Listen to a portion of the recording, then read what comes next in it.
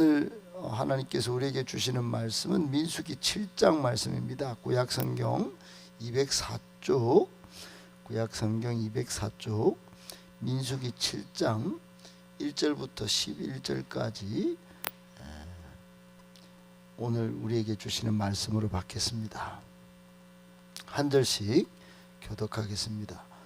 모세가 장막 세우기를 끝내고 그것에 기름을 발라 거룩히 구별하고 또 그 모든 기구와 제단과 그 모든 기물에 기름을 발라 거룩히 구별한 날에 이스라엘 지휘관들 곧 그들의 조상의 가문의 우두머리들이요 그 지파의 지휘관으로서 그 계수함을 받은 자의 감독된 자들이 헌물을 드렸으니 그들이 여호와께 드린 헌물은 덮개 있는 수레 6대와 소 12마리이니 지휘관 2사람의 수레가 하나씩이요 지휘관 1사람의 소가 1마리씩이라 그것들을 장막 앞에 드린지라. 여호와께서 모세에게 말씀하여 이르시되 그것을 그들에게서 받아 레위인에게 주어 각기 직임대로 회막 봉사에 쓰게 할지니라. 모세가 수레와 소를 받아 레위인에게 주었습니다. 곧 게르손 자손들에게는 그들의 직임대로 수레 2과 소 4마리를 주었고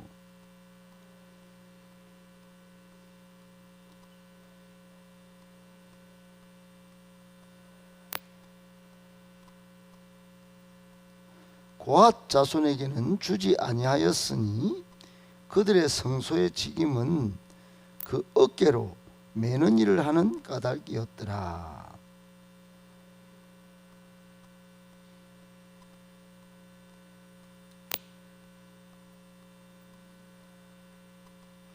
(11절) 같이 읽겠습니다. 여호와께서 모세에게 이르시기를 지휘관들은 하루 1사람씩 제단에 봉헌물을 드릴지니라 하셨더라. 아멘. 할렐루야.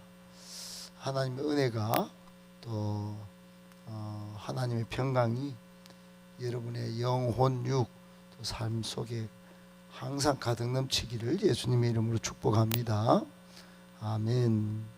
오늘 말씀 본문을 통하여 우리에게 주시는 교훈의 말씀 3가지로 정리해서 받도록 하겠습니다. 첫 번째, 교회는 성령의 기름 부으심이 있는 교회라야 합니다. 여러분, 세상에 우리나라에는 특별히 이제 교회가 많이 세워졌죠. 교회가 건물이 화려한 교회도 있고 또 내부가 안에 들어가면 여러 가지 장식으로 아주 멋지고 화려한 그런 곳도 있습니다.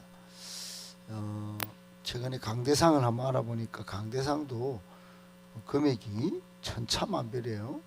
좀 쓰고 자는 것 깜짝 놀랐어요.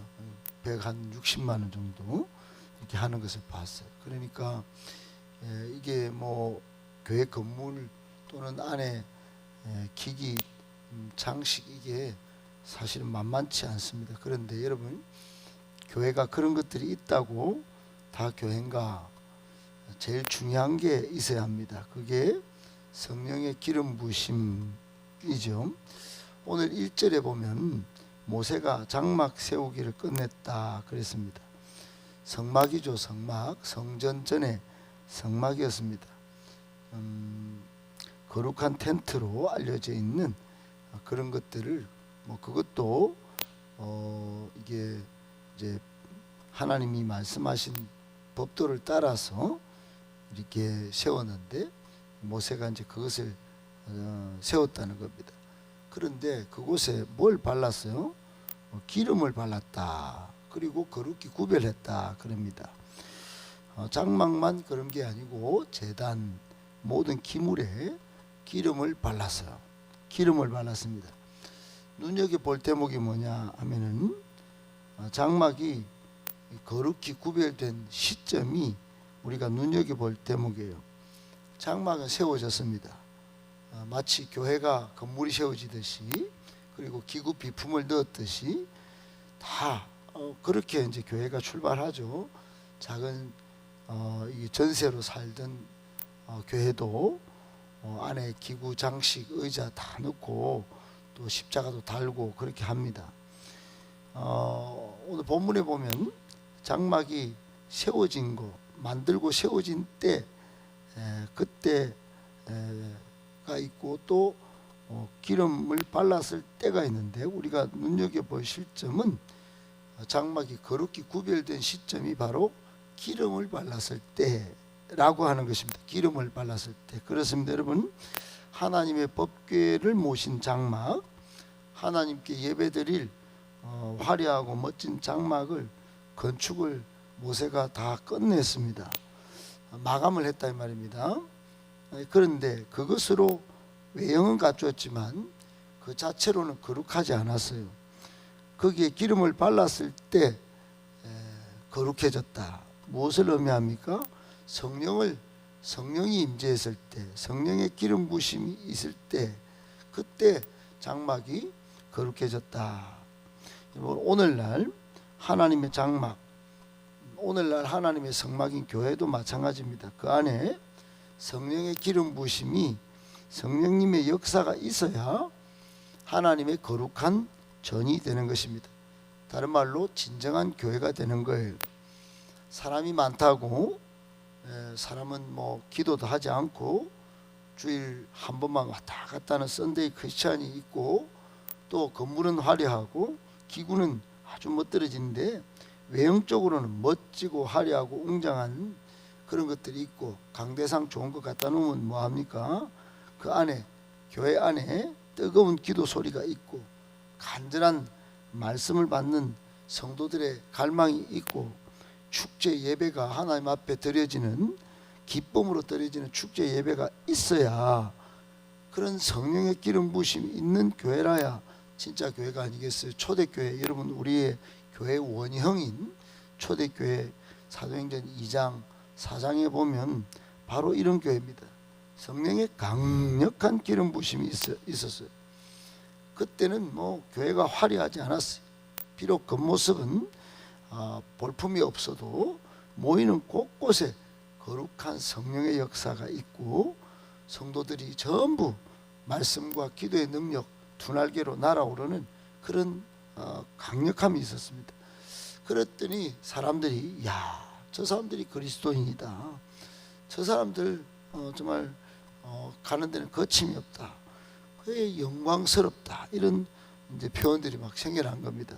사랑하는 여러분, 비록 그 모습은 작아도 거룩과 아름다움을 회복하는 교회가 되려면 성령의 기름 부심이 있어야 합니다. 이를 위하여 여러분 말씀에 정말 간절하시고 또 기도에도 간절하시고 예배에도 간절하시기를 예수님의 이름으로 축복합니다. 아멘. 두 번째, 삶이나 사역이나 무엇이든지 하나님께 감사를 올려드려야 합니다. 여러분, 왜 그럴까요? 왜 삶이나 사역이나 감사가 있어야 될까요? 그것은 모든 것이 주께로부터, 주님께로부터 왔기 때문입니다. 모든 것이 합력하여 선을 이루기 때문에 하나님께 항상 감사를 드려야 되죠. 성도들 가운데 그래도 뭐 교회 이름 모르겠고 삶은 내가 한 거예요. 내가 노력해서 내가 여기까지 왔죠. 이런 생각을 하는, 착각을 하는 분이 있어요. 그래서 앞으로도 내 인생 내가 이루어 내려고 지금 열심히 갑니다. 그러니까 감사는 잠깐 있다가 제가 바쁠 때는 감사 좀 미루고 좀 성공하면 제가 감사할게요. 여러분, 그렇게 하는 사람이 있습니다. 다 어찌 보면 자기 의고 자기 자랑이죠.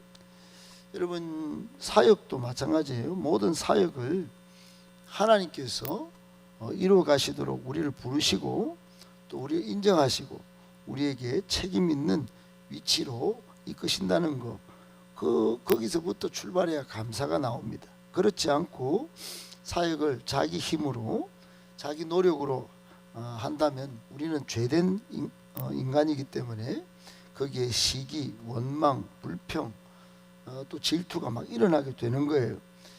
아무리 좋던 빌립보 교회도 서로 싸웠고, 고린도 교회 넘치는 것들이 많았지만은, 은사가 많았지만은 서로 파가 나뉘어서 싸웠어요. 사역을 아무리 자기 힘으로 해본들 여러분, 거기에는 좋은 게 있을 리가 없어요. 항상 감사, 내가 쓸모없는 존재인데 이렇게 쓰임 받구나 하는 것들을 기초로 사역하고, 삶도 그렇게 사역할 때 그 삶이 여러분 아름다워지는 것입니다. 오늘 2절에 보니까 이스라엘 지휘관들이 막 등장합니다. 이 사람들이 장막을 완공한 후에 하나님께 예물을 드려요. 여러분, 감사를 표시했다 이 말입니다. 이 가만히 생각해 보면 이게 지금 출애굽한 지 얼마 1년도 안 되는 시점입니다. 거의 2년이 안 되고 1년 정도. 그러니까 출애굽할 때 뭐를 여러분 많이 들고 왔겠습니까? 물론 출애굽할 때 이집트 백성들이 먼저 나가줄래? 그러면서 막 좋은 것들을 맡겼습니다. 근데 여러분 다 아시다시피 홍해 바다를 건너고 여기까지 오는 동안에 얼마나 이것들이 지금 수레도 기중하고 이동수단으로, 그리고 소도 12마리씩 전체를 들였으니 이게 얼마나 소중한 것들이겠어요. 근데 이것들을 그대로 하나님께 드렸다. 참 여러분, 자신들이 장막을 만들었지만 모든 것이 하나님의 은혜가 없이는 불가능하다고 인정했기 때문에 이런 헌물을 드린 것이 아닐까요?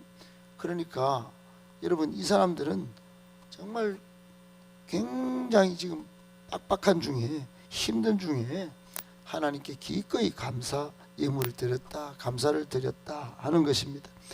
여러분, 삶이나 사역이나 무엇이든지 하나님께 감사를 드리는 것이 마땅하다는 점을 오늘 본문에서 우리가 교훈받을 수 있습니다. 범사에 감사라고 하는 성경의 말씀, 이것이 너희를 향하신 그리스도 예수 안에서 너희를 향하신 하나님의 뜻이라고 하는 데살로니가전서의 말씀을 꼭 기억하고 항상 감사를 드릴 줄 아는 저와 여러분들 다 되실 수 있기를 예수님의 이름으로 축복합니다. 아멘. 마지막 세 번째, 하나님이 주신 은사대로 사역할 때 신앙생활에 큰 기쁨이 있습니다. 여러분, 오늘 4절부터 11절 보면 모세가 하나님의 말씀을 따라서 지휘관들이 드린 헌물 수레와 또 소를 나누는 장면이 있습니다. 정말 각 족장들, 가문의 우두머리들이 드린 예물을 분배하는 장면인데, 보니까 자세히 보면 아론의 이제 자손들, 거기 보면 게르손 자손, 머라리 자손, 고핫 자손이 나오는데 보니까 조금 달라요.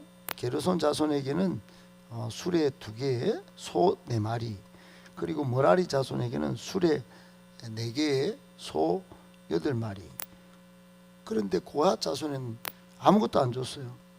아무것도 안 줬어요. 왜냐 하니까 고핫 자손은 이게 수레가 필요가 없는 거예요. 어깨로 메고 가는 직임을 맡았다. 그러니까 어깨로 증거궤를 딱 메고, 또 성소의 가장 중요한 성소 안에 있는, 지성소 안에 있는 물건들을 옮기는, 메고 가는 직무이기 때문에 수레가 필요 없는 거예요. 다른 말로 하면 고핫 자손이 이런 은사들을 하나님 앞에 부여받은 겁니다. 그런데 머라리 자손들 쪽 게르손 자손보다 좀 많이 줬죠. 왜 그랬는가? 우리 여기 7장 오기까지 게르손 자손과 머라리 자손들이 무엇을 담당하는지를 자세히 살펴온 분들이라면 너무나 쉽게 이해할 수 있을 것입니다. 게르손 자손은 제가 기억자를 기억하라 그랬죠. 끈이나 또 이런 그 옆에 치는 이런 그 텐트와 비슷한 것들, 이런 것들을 옮겼기 때문에 그렇게 수레가 그렇게 많이 필요하지 않는데, 머라리 자손은 무거운 널판이나 막대기 이런 것들 운반하는 직임을 가졌어요. 그러니까 수레가 좀 더 필요하고 소도 더 많이 필요하겠죠. 그러니까 하나님이 머라리 자손한테는 좀 더 많이 주라 이렇게 한 겁니다. 여러분, 어이구, 쟤들한테는 소도 많이 주고 수레도 많이 주고 불평하고 원망하고 시기하고 이런 게 아닙니다. 사역을 할 때 하나님께서 하나하나 지시를 여호는 좀 더 많이 준 사람이 있고 저 사람들은 하나도 안 준 사람이 있을 수 있어요. 교회 사역할 때 어떤 사람은 열심히 앞에서 사역하고 할 만한 그런 은사를 많이 받은 사람이 있고 그렇지 않은 사람이 있는 겁니다. 그러니까 각자가 소중한 존재, 교회에서 버릴 사람은 아무도 없습니다. 그만큼 각자에게 사역을 할 수 있도록 은사를 준, 어떤 사람은 기도를 많이 하고 어떤 사람은 대접의 은사가 있고 어떤 사람에게는 찬양을 잘하는 은사가 있고 그렇습니다. 각자 자신에게 허락한 소유나 재능이나 은사를 통하여 하나님의 사역을 감당하도록 하나님이 하신 것입니다. 그 은사를 발견해서 섬길 때 큰 기쁨이 있습니다. 저도 평신도 때보다는 지금 설교하는 기쁨이 굉장히 크고 또 설교 준비할 때도 큰 기쁨이 있는데 이런 은사가 예전에는 있다 이렇게 생각을 못했어요. 열심히 돈 벌고 열심히 인생을 살고 그런 것들이 다인 줄 알았는데 거기 갔더니 고갈이 있고 힘든 게 있고 지금 설교 작업할 때는 힘들어도 아주 기쁨이 있고 또 한번 돌아보고 그렇게 적용하고 그렇게 되는 것입니다. 사랑하는 여러분, 하나님이 주신 은사대로 사역할 때 신앙생활에 큰 기쁨이 있다는 거 기억하고 하나님이 주신 풍성한 은사를 기도하면서 또 섬기면서 받아서 잘 섬기고 그 신앙생활의 큰 기쁨이 날마다 커져가고 또 호흡 있는 끝날까지 그 큰 기쁨을 은사들을 섬기는 큰 기쁨을 잘 이어갈 수 있는 저와 여러분들 되실 수 있기를 예수님의 이름으로 축복합니다.